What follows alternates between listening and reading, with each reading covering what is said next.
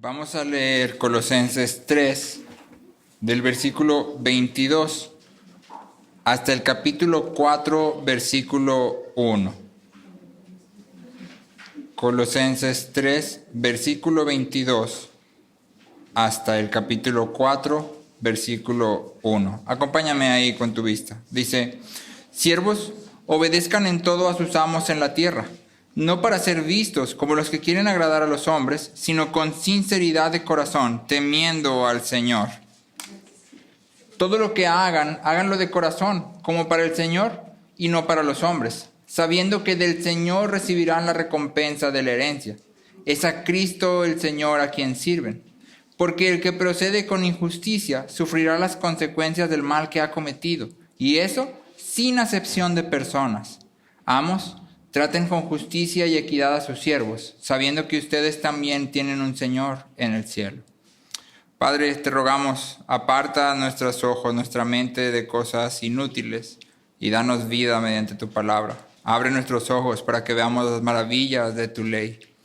Que las palabras de nuestra boca y las meditaciones de nuestro corazón sean gratas delante de ti, Señor. Te lo rogamos en el nombre de Jesús. Amén. Pueden tomar sus lugares.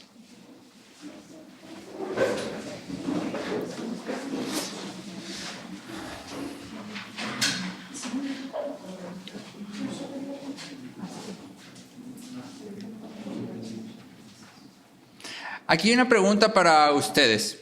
Me dicen que atrás hay más hojitas si alguien quiere hojitas. Aquí hay una pregunta para todos ustedes, para todos nosotros. ¿Por qué trabajamos? Y no solo me estoy refiriendo a trabajos en un sentido de empresa, es decir, no solo me estoy refiriendo al trabajo ese que te contratan y te pagan, sino me estoy refiriendo a todas las labores que hacemos. ¿Por qué nos levantamos día tras día para ir a un trabajo que por lo general nos agota por completo? Nos promete darnos para comer, pero nos arrebata el tiempo para comer. Cuando tienes un buen trabajo, puede que tengas dinero para comer, pero lo que ya no tienes es tiempo. La oportunidad se va. Sí. Promete proveer para nuestras familias, pero nos aleja de nuestras familias. ¿Por qué sacudimos? Piénsalo por un momento. En Torreón, piénsalo. ¿Por qué sacudimos? ¿Quién ha sacudido su casa alguna vez? ¿Cuánto dura sin polvo?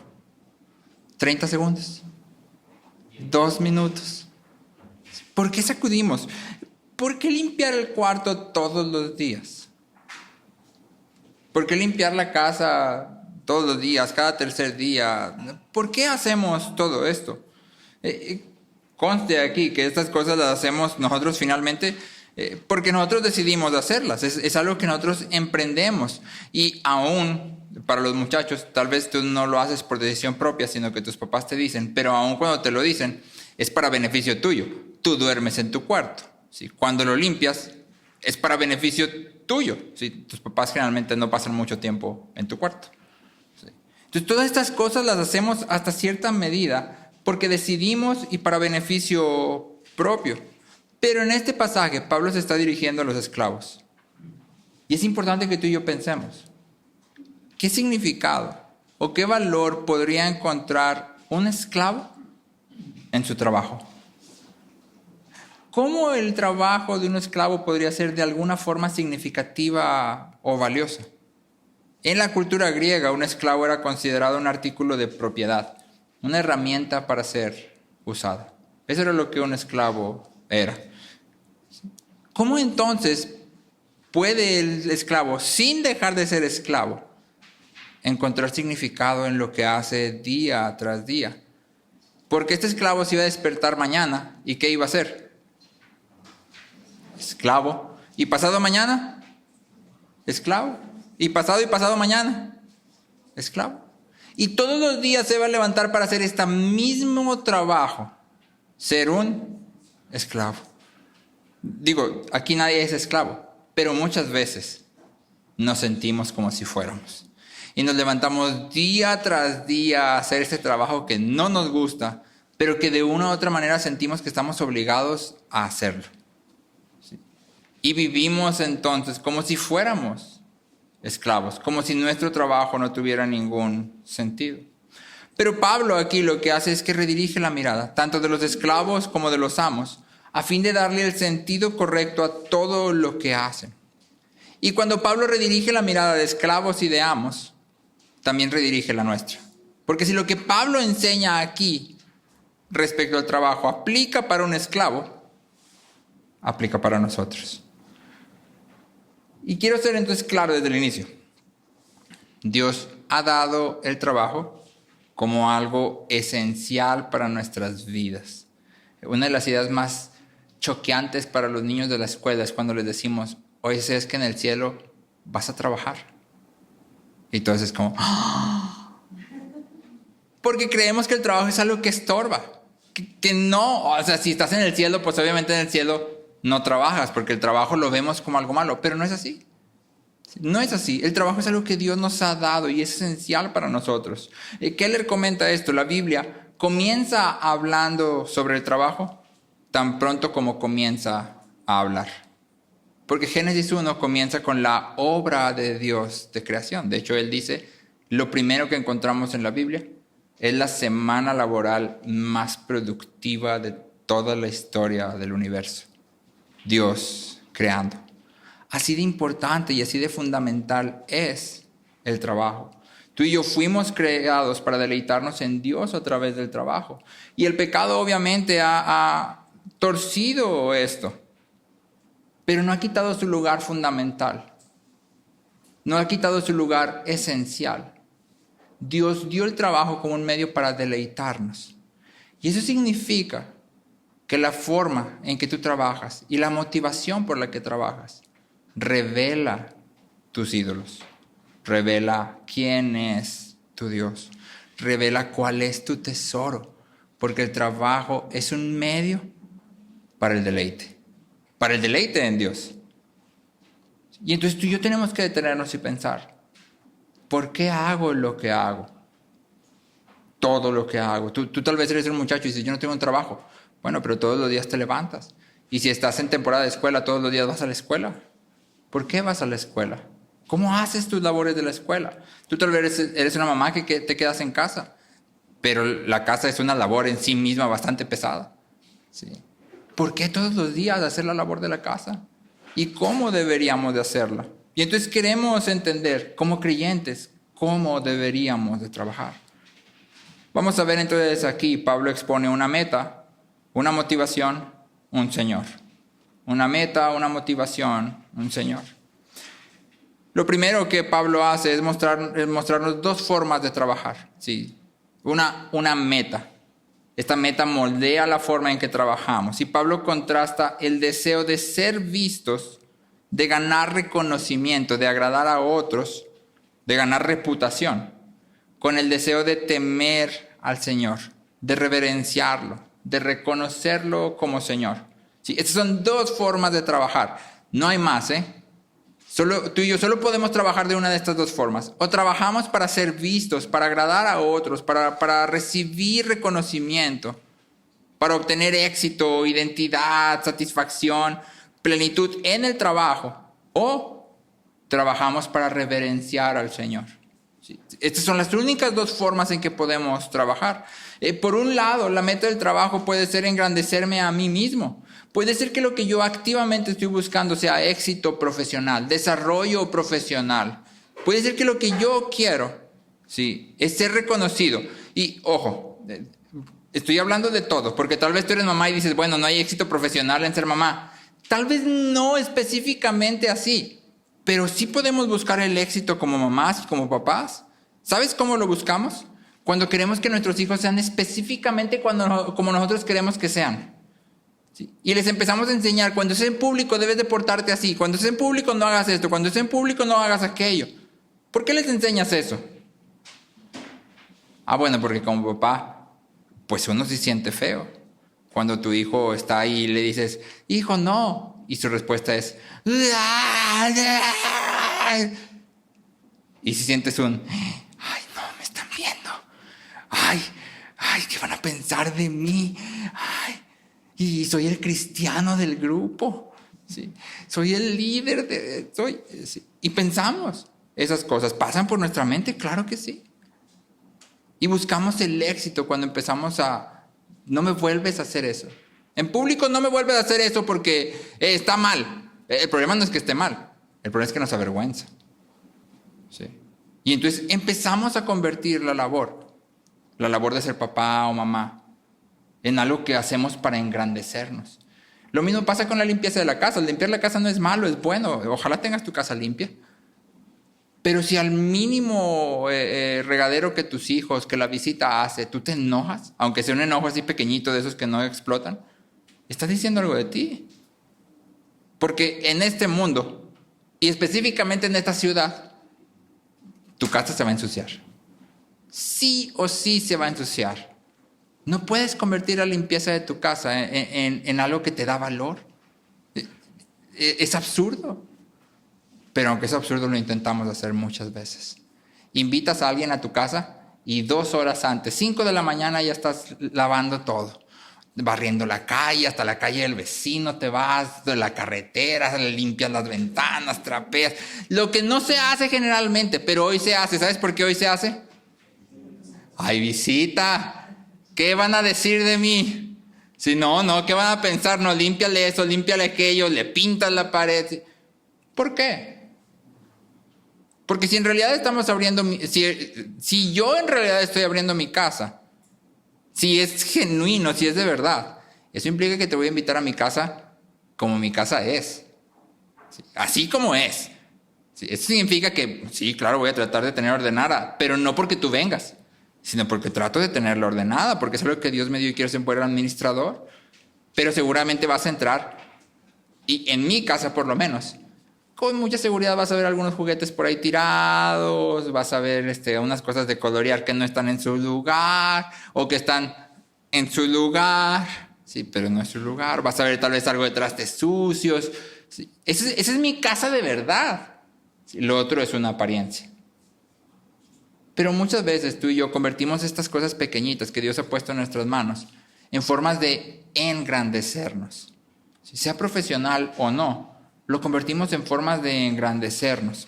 A lo largo de Proverbios, tú y yo vemos al perezoso. Y Proverbios es bien tajante cuando habla del perezoso. Proverbios nos dice, el perezoso desea y nada alcanza. ¿Sí? El perezoso descuida, destruye todo, simplemente por su falta de atención, simplemente porque se niega a salir de su comodidad. Proverbios 22:13 nos enseña cómo el perezoso evalúa. Fíjate lo que el perezoso dice. Hay un león afuera, seré muerto en la calle. ¿Qué está diciendo el perezoso? El perezoso dice, bueno, es que yo tengo que ir a trabajar, pero me dijeron que hay un león, está peligroso. ¿Sabes qué? Mejor no. No, es que está muy complicado. Mejor no. No, ¿qué tal que me pasa algo? No, mejor aquí me quedo en mi casa, sin trabajar. Sí, más adelante, en Proverbios 26:15, dice, el perezoso mete la mano en el plato, pero se fatiga de llevársela a la boca. ¿Te imaginas eso? Y el proverbista está siendo exagerado para dar un punto claro. ¿Qué es lo que el perezoso atesora? ¿Quién es el centro de la vida del perezoso? Él. Él mismo es el centro de su vida. Él atesora su comodidad, él atesora lo que él quiere. Y entonces cuando tú y yo hablamos de pereza, tenemos que ser bien claros. Hay perezosos muy trabajadores. Hay perezosos que se la pasan de hecho trabajando todo el tiempo. Porque la pereza no es una cuestión nada más de no hacer. La pereza es una cuestión de yo soy el centro de todo esto. Y entonces cuando tú y yo trabajamos pensando únicamente en términos de costo-beneficio, ¿qué gano yo de esto? Estamos siendo perezosos.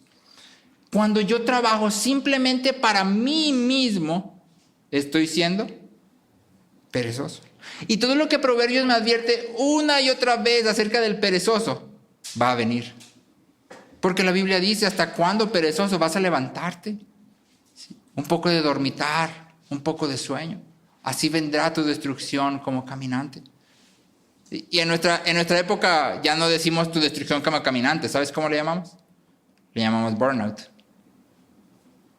Porque trabajamos y trabajamos y trabajamos con nosotros mismos en el centro hasta que llega la consecuencia, el colapso. Me destruyo.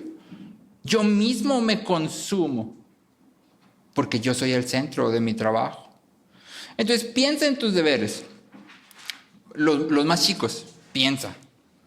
¿Por qué recoges tu cuarto? Yo he sabido. Si no me recoges tu cuarto, no sales con tus amigos. ¿Por qué recoges tu cuarto? Costo-beneficio. Yo quiero algo y para obtenerlo cuesta recoger el cuarto. Y aunque lo recojas, el centro sigue siendo tú. Estás siendo perezoso. ¿Sí? ¿Por qué estudias? Es una frase bien común entre los muchachos, por lo menos de aquí a la escuela. ¿Eso de qué me va a servir? O sea, si tú solo vas a estudiar lo que crees que te es útil, estás siendo perezoso.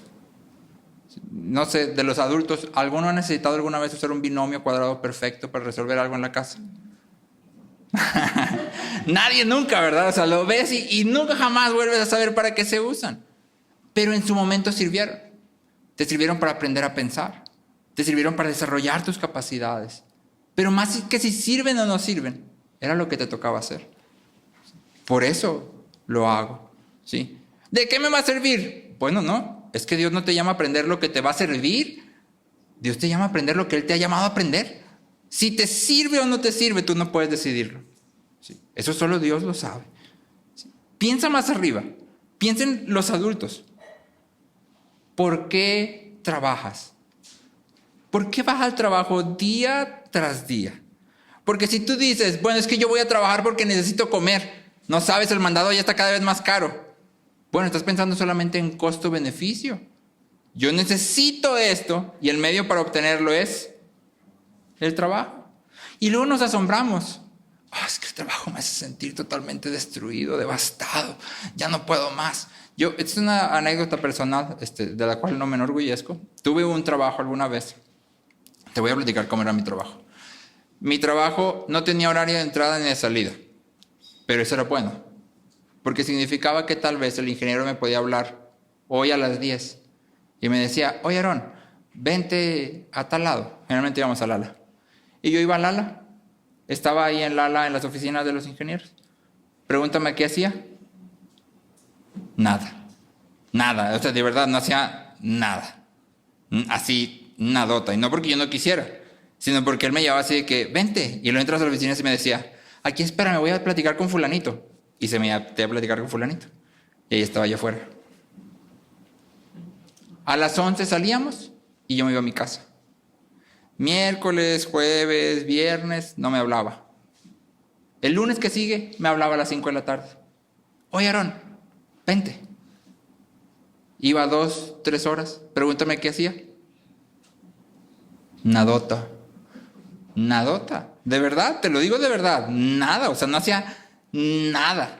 De plano yo creo que él dijo, oye, es que lo traigo y no está haciendo nada. Y me puso a dibujar un silo en un plano. Sí, que se hace cuenta, estoy usando Paint. Sí, dibujas una línea y luego una curvita, así. Ese era mi trabajo. Y me pagaban más de lo que le pagaban a cualquier ingeniero recién egresado. O sea, me pagaban bastante bien. ¿Cómo crees que yo estaba? Estaba enojado todo el tiempo. Estaba enojado todo el tiempo. De verdad, aborrecía ese trabajo con todas mis fuerzas. De verdad, me molestaba en gran manera. O sea, para mí era lo peor del mundo ver en mi celular que apareciera ingeniero fulanito.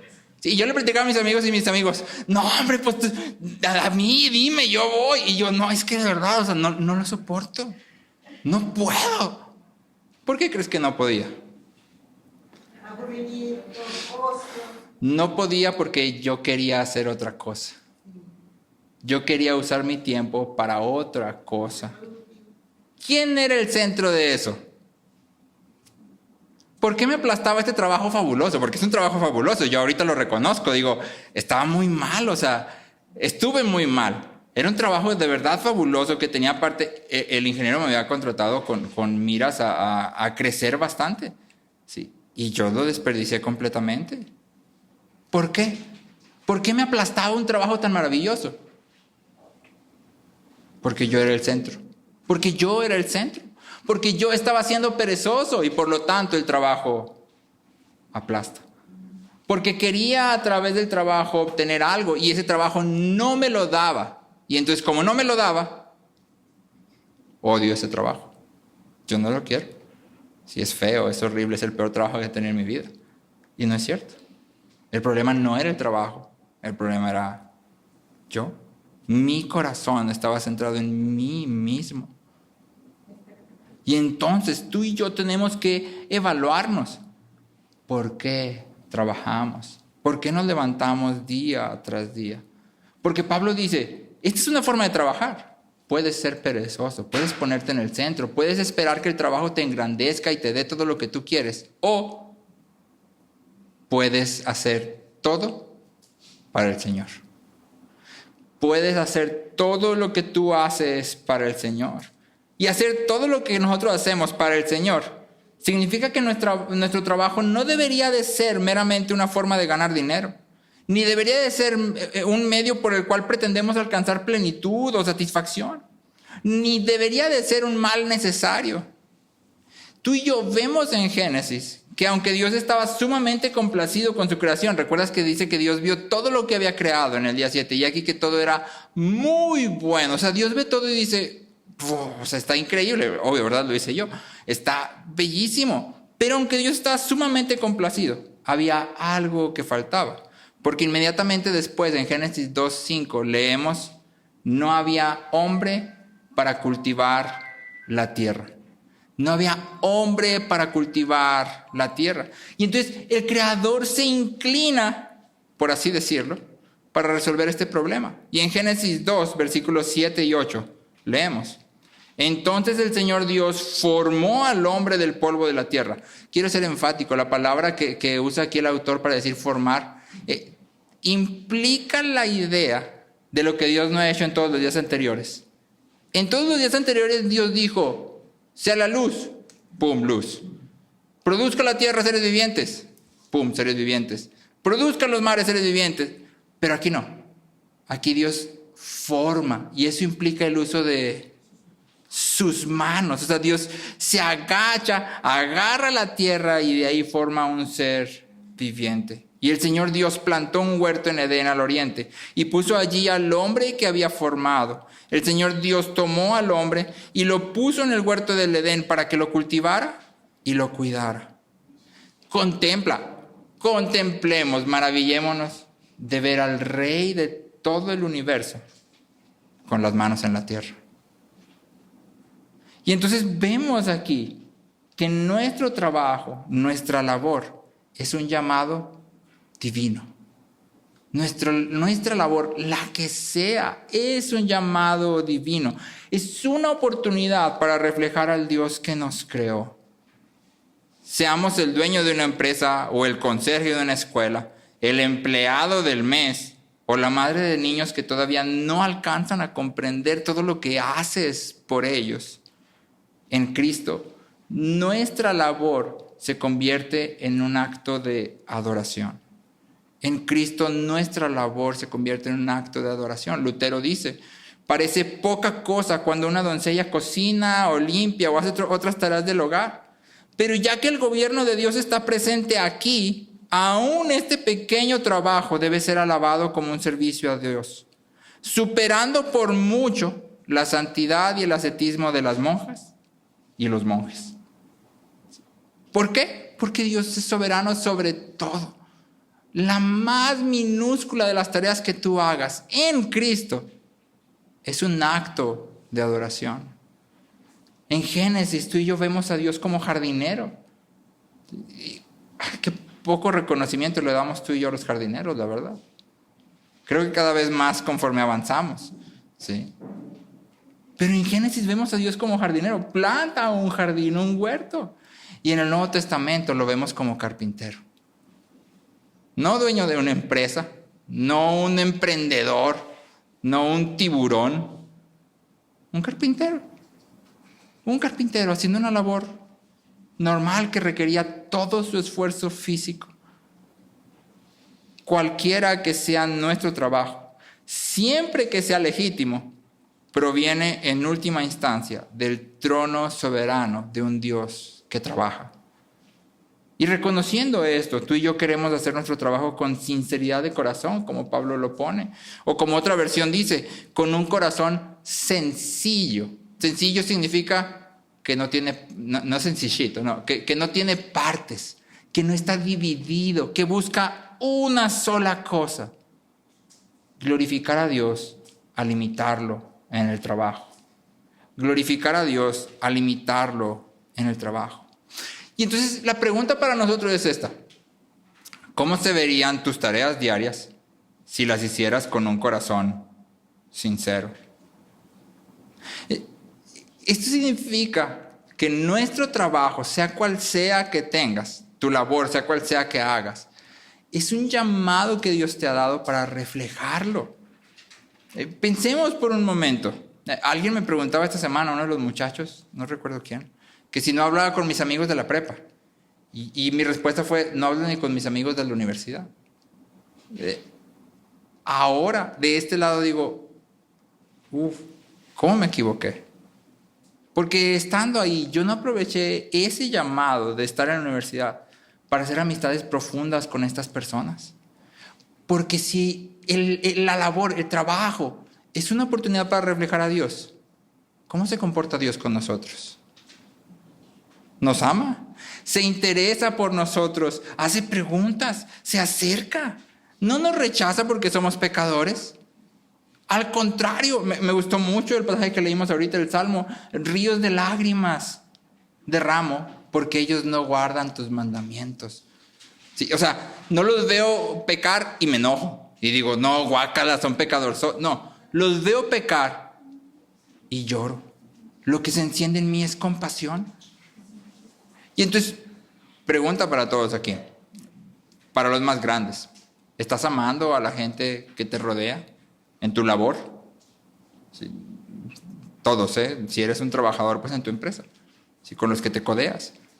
La forma en que te conduces, la forma en que hablas, la forma en que trabajas, refleja a un Dios generoso y bueno, compasivo, que se interesa en otros y quiere hacerlos crecer.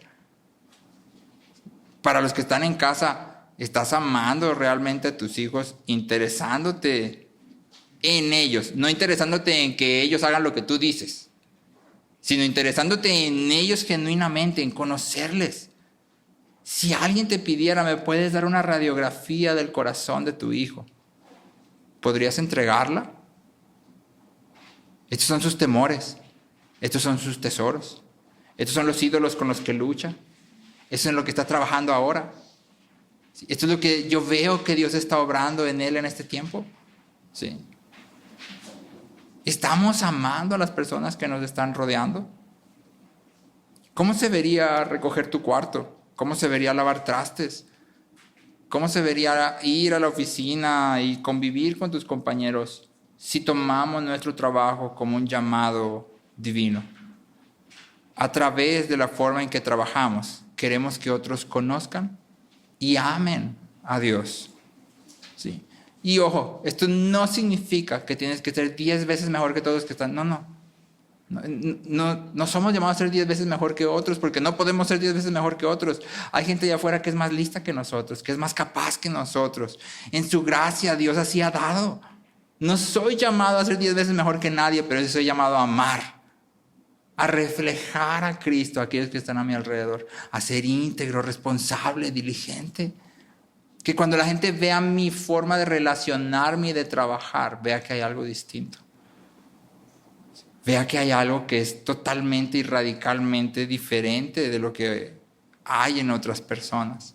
La única meta correcta para el trabajo es glorificar a Dios, reverenciar a Dios, reconocerlo como Señor, como un Señor que nos ha dado esta labor, la que sea que te haya tocado, como sea que te haya tocado, porque muchas veces nos tocan labores que no nos gustan. Y hay labores que son más difíciles que otras. Sí, mi trabajo era soñado, maravilloso. Pero yo sé que algunos de ustedes tienen llamados que no son maravillosos, que están pasando por situaciones en su vida que yo no sé si yo las pudiera pasar. Pero esto Dios te ha llamado. Y en medio de ello, Él te acompaña y te da la gracia que necesitas para que tú puedas glorificarlo. Así, en medio de lo que estás viviendo. Entonces, la meta de nuestro trabajo debe de ser que otros conozcan y amen a Dios. ¿Sí? Segundo, Pablo nos da una motivación. En el versículo 23, Pablo dice, todo lo que hagan, háganlo de corazón como para el Señor, no para los hombres. Y luego dice, sabiendo que del Señor recibirán la recompensa de la herencia. Es a Cristo el Señor a quien sirven. Porque el que procede con injusticia sufrirá las consecuencias del mal que ha cometido. Y eso sin acepción de personas. Entonces la motivación es tanto positiva como negativa. Y en realidad son dos caras de la misma moneda. En el lado negativo, Pablo dice, el que procede con injusticia sufrirá las consecuencias de su pecado. Punto importante. Injusticia significa ignorar a Dios. Porque a ti y a mí nos encanta apropiarnos de la justicia. Vas al restaurante, el mesero no fue más amable, no te atendió muy bien. Llega la cuenta y le dejas 10 pesos de propina. Es lo justo, no nos atendió bien. Disculpa. ¿Quién decide qué es justo? Dios. Él es el único que puede decidir qué es justo.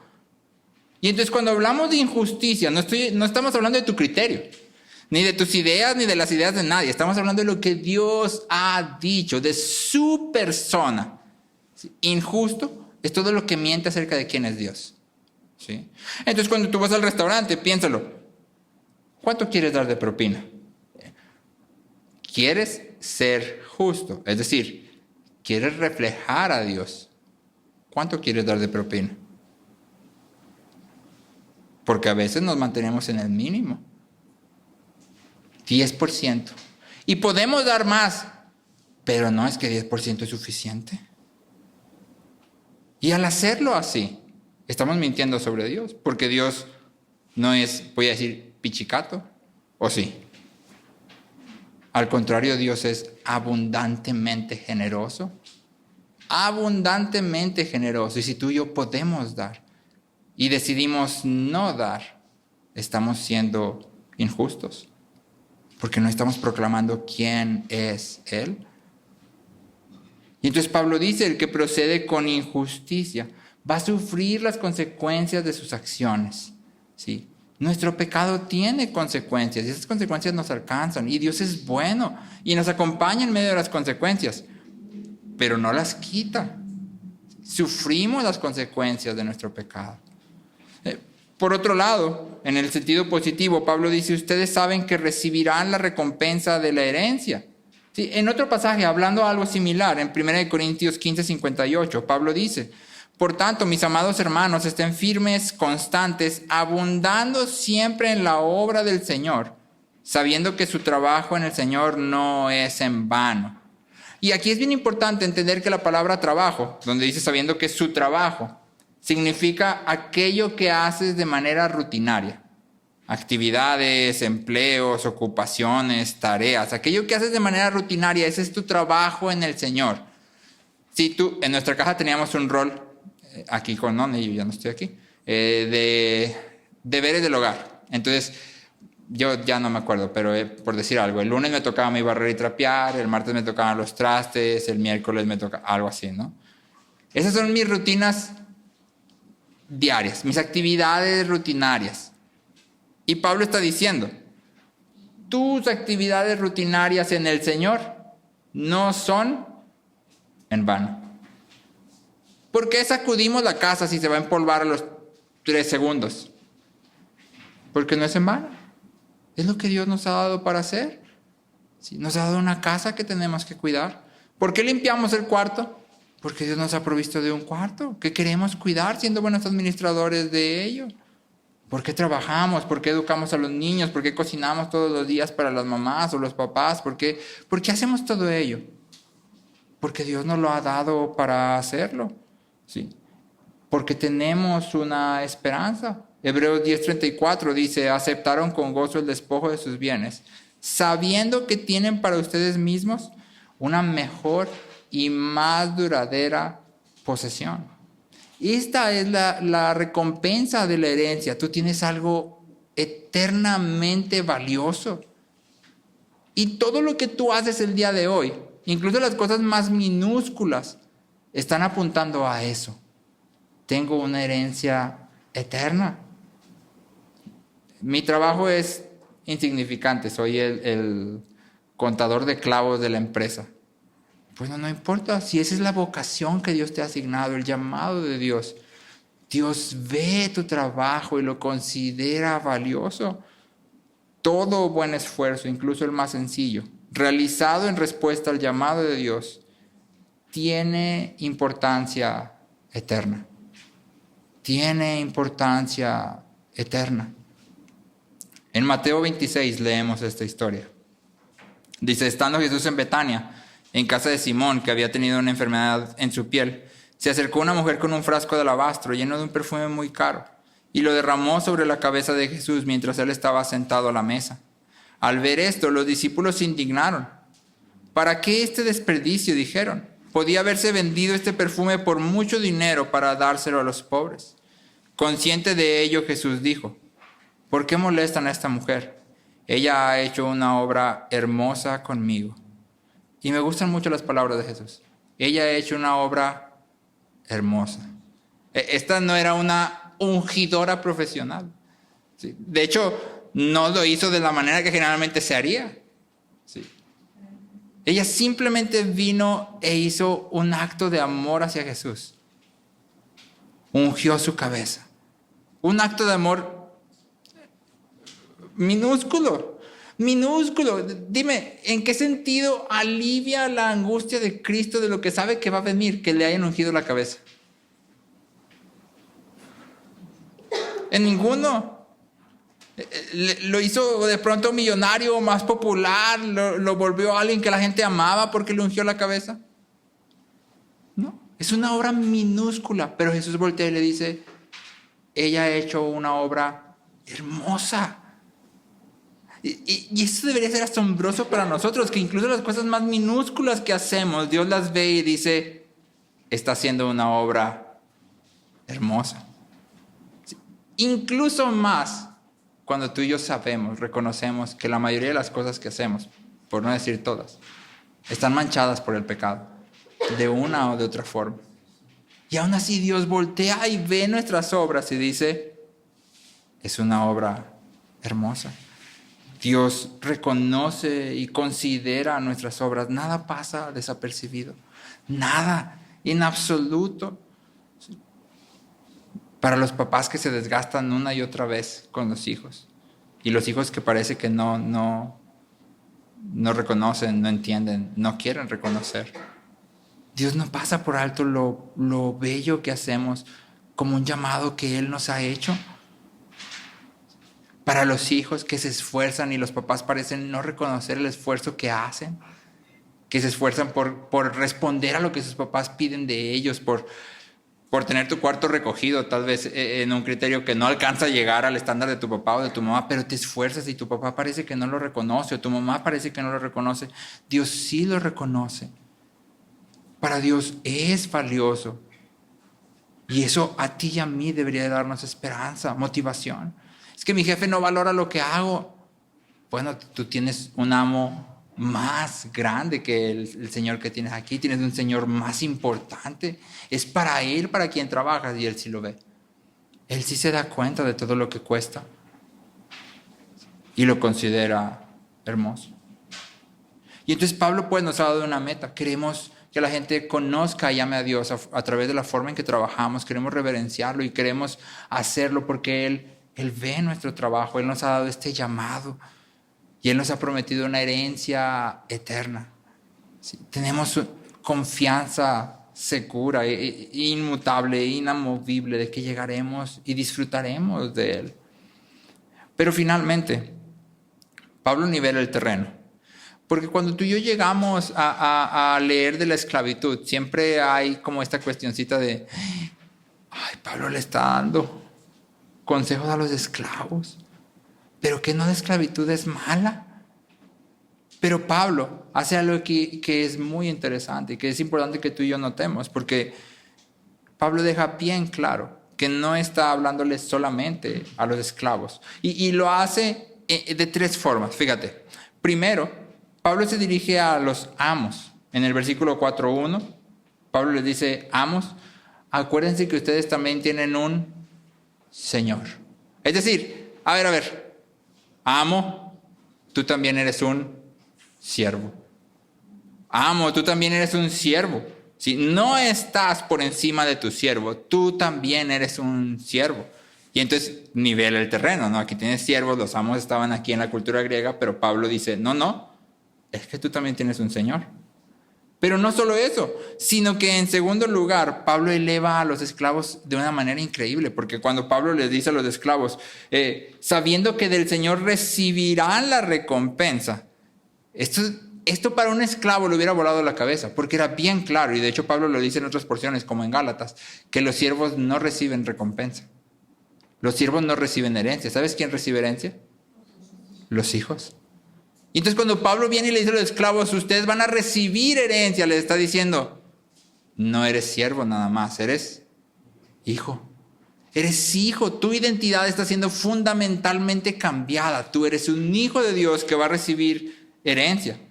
Y estos dos nivelan entonces el terreno entre amos y siervos. Están en el mismo nivel.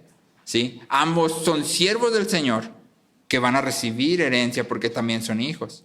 Pero no nada más eso, sino que el versículo 23 tiene un eco. Te leo el versículo 17, que es de donde todo esto parte. En el capítulo 3, versículo 17 dice, y todo lo que hagan, de palabra o de hecho, háganlo todo en el nombre del Señor Jesús. Y luego en el versículo 23, que lo leímos ahorita, dice, todo lo que hagan, háganlo de corazón como para el Señor. Ahí hay un eco clarito. ¿Y sabes por qué está ese eco? Porque Pablo está diciendo, aquí hay una idea más importante, y es que todos somos siervos. Todos somos siervos. Pablo una y otra vez se presenta en las cartas como Pablo, esclavo, siervo de Jesucristo. Y más adelante en el capítulo 4 vamos a leer que dice Epafras, siervo suyo. ¿Sí? Y entonces Pablo dice, todos somos siervos. Esto que yo estoy diciendo no es solo para los siervos, en un sentido terrenal, sino para todos aquellos que estamos en Cristo. Pero esto no es cierto solamente de los que estamos en Cristo, sino que es cierto de todos.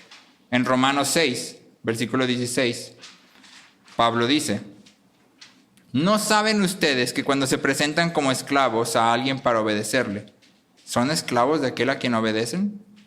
Ya sea del pecado para muerte o de la obediencia para injusticia. Es decir, todos los hombres son siervos de algo. Te leo a David Foster Wallace. Este es una persona no cristiana, pero fíjate lo que dice. En las trincheras del día a día de la vida, no hay tal cosa como no servir a alguien o a algo. La única opción que tenemos es esta. ¿A quién sirves? Lo que sea que eliges, te comerá, te consumirá, te moldeará.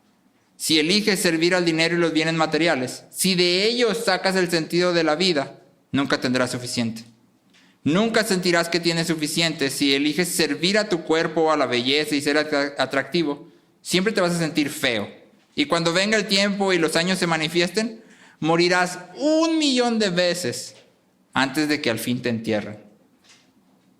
Si decides servir al poder, terminarás sintiéndote débil y necesitarás cada día tener más poder sobre otros para no sentirte amenazado. Si eliges servir el intelecto, ser reconocido como alguien inteligente, terminarás sintiéndote como un tonto, como un fraude, siempre al borde de ser descubierto. Si nos entregamos a nuestra carrera, a nuestra labor, a nuestro trabajo, esta nunca va a morir por nuestros pecados. Si vivimos para la belleza y de pronto las arrugas aparecen, la belleza nos va a crucificar, no va a morir por nosotros. Nos va a decir, te estás viendo feo. Sí, y lo vemos una y otra vez. Y lo vemos en escala grandota cuando vemos a los artistas de Hollywood que decimos, mira, él está guapo o ella está bonita, y de repente pasan unos años y los ves y ya ni siquiera se pueden reír. Y tú dices, ¿pero por qué? Bueno, porque han decidido servir a la belleza. Y entonces en cuanto la belleza parecía desaparecer, ¿qué tenían que hacer? Lo que sea por recuperarla, lo que sea. Y viven 1 millón de muertes antes de morir. Pero lo vivimos también en escalas más chiquitas. ¿Sí? Cuando tú y yo no podemos salir a la calle sin peinarnos. O apenas pasa tu amigo de la escuela y te hace así en el cabello. ¡No! ¡Me despeinas! ¿Sí? O no puedo salir a la calle sin maquillarme, sin arreglarme.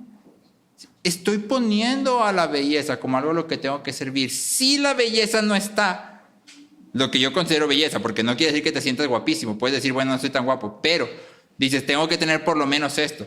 Si no, nadie puede verme. Lo vemos cuando nos matamos de hambre para ser delgados. O invertimos demasiado tiempo en hacer ejercicio porque queremos vernos de cierta forma. ¿Sí? Estamos eligiendo a la belleza como nuestro Señor. Y lo que sea que tú y yo elijamos, ella nunca murió por nosotros. No nos puede dar algo que no posee. Pero Cristo sí murió por nosotros. En Filipenses 2, versículo 5, leemos esto. Haya pues en ustedes esta actitud que hubo también en Cristo Jesús, el cual, aunque existía en forma de Dios, no consideró el ser igual a Dios como algo que aferrarse, sino que se despojó a sí mismo, tomando forma de siervo, haciéndose semejante a los hombres y hallándose en forma de hombre, se humilló él mismo, haciéndose obediente hasta la muerte y muerte de cruz. Esto es lo que significa ser un siervo. Significa vivir para el propósito de otro. Significa vivir para engrandecer a otro. Significa vivir para el deleite y para el gozo de otro. Ser un siervo de Cristo significa vivir para glorificarlo. Tal vez podemos cambiar de analogía para tratar de hacer esto un poco más claro. Ser siervos significa que somos como instrumentos musicales. Un instrumento musical es inútil si no se toca. Nosotros somos inútiles a menos que nos convirtamos en esclavos de Cristo. Y creo que vamos a empezar Filemón los miércoles, ¿verdad? Y esto es algo que Pablo dice acerca de Onésimo. Antes era inútil, pero ahora te es útil. ¿Por qué? Porque ahora está en Cristo.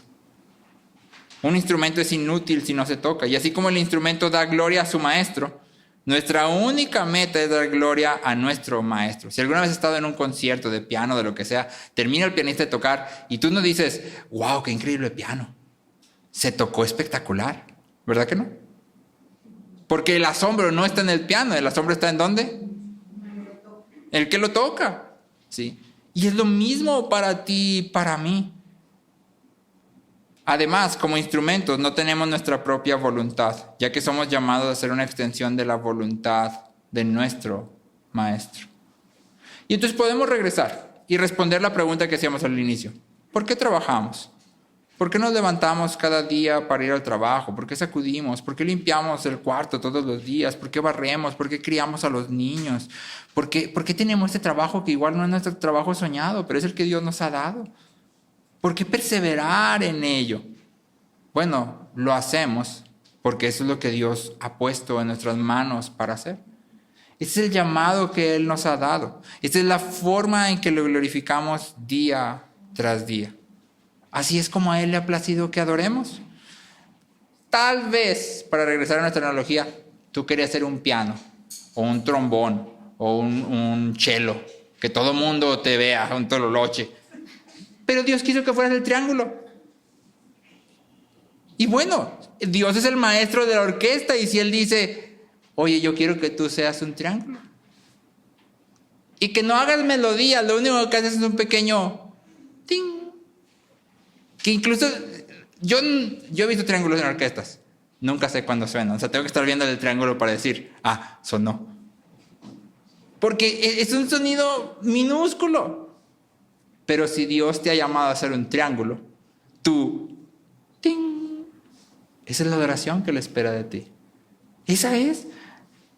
No te digo, vas a hacer un triángulo, suena como piano. No, eres un triángulo, suena como triángulo.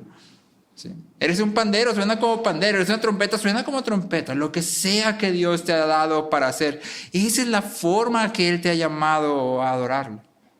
Dostoyevsky dice esto: si uno quisiera aplastar y destruir por completo a un hombre, todo lo que tendría que hacer sería obligarlo a realizar un trabajo completa y absolutamente carente de utilidad y sentido. Si uno quisiera destruir a un hombre, dale un trabajo que no tiene sentido ni utilidad, y eso es suficiente. Y muchas veces así nos sentimos. Pero nos sentimos así porque nos olvidamos que este trabajo nos ha sido dado por un Dios bueno. Él nos ha dado este llamado así como está. Y en medio de ese llamado, tú y yo adoramos a Dios. Esta es la idea que quiero compartirte. Esto es lo que me gustaría que se quedara en tu corazón de este pasaje. Tu sonido, tu ting, tu labor, tu trabajo es eternamente valioso cuando es recibido como un llamado de un Dios eternamente glorioso. Tu trabajo, por más minúsculo que sea, es eternamente valioso cuando es recibido como un llamado de un Dios eternamente glorioso. Esto es lo que Él ha puesto en nuestras manos. Y luego nos dice, ven, sígueme, ven, glorifícame, ven, deleítate en mí a través de tu labor, porque ahí te he puesto yo. Señor, gracias porque tú eres infinitamente bueno, Señor. Gracias porque yo sé que muchos de los que estamos aquí no nos imaginábamos estar en el lugar en donde estamos hoy, en nuestra vida, en nuestro trabajo, en nuestras labores diarias, Señor. Esto no es lo que nosotros esperábamos. Pero en medio de todo ello, podemos confiar en que tú eres bueno, que aún en medio de nuestros errores y nuestras malas decisiones, tú tienes el control, eres soberano. Y nos das esta labor, esta vocación, esta forma de vida, como una manera en que podemos adorarte, que podemos hacer cosas hermosas que tú valoras y ves y consideras. Perdónanos, Señor, cuando nos hemos centrado en nosotros mismos y hemos visto el trabajo como algo que hacemos para nosotros mismos, Señor, olvidándonos que en realidad es un llamado divino. Ayúdanos a poner nuestras miradas en ti, Señor, de manera que recibamos gracia, fortaleza, aliento, Señor, que podamos perseverar y caminar en esto con gozo, adorándote, Señor, amando a los otros, proclamando quién eres tú, Señor. Te lo rogamos en el nombre de Cristo Jesús. Amén.